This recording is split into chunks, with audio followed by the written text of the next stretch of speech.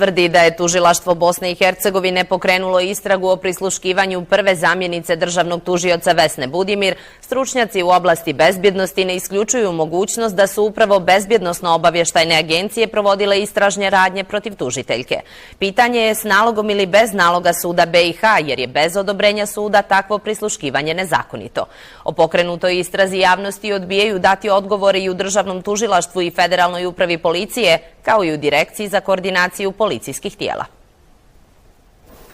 Tužiteljica Vesna Budimir, nakon što je krajem prošle sedmice u službenom automobilu pronašla uređaje za prisluškivanje, obavijestila je Državno tužilaštvo o ovome.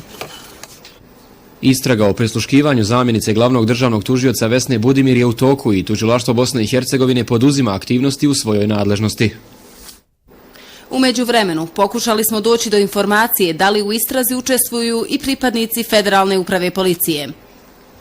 Od direktora FUP-a Dragana Lukača nismo dobili potvrdu, ali ni demant medijskih navoda da je upravo Federalna uprava policije izvršila pregled stana i automobila tužiteljice Budimir. Istakao je da u ovoj instituciji ne mogu ništa komentarisati, s obzirom na to da istragu vodi Državno tužilaštvo.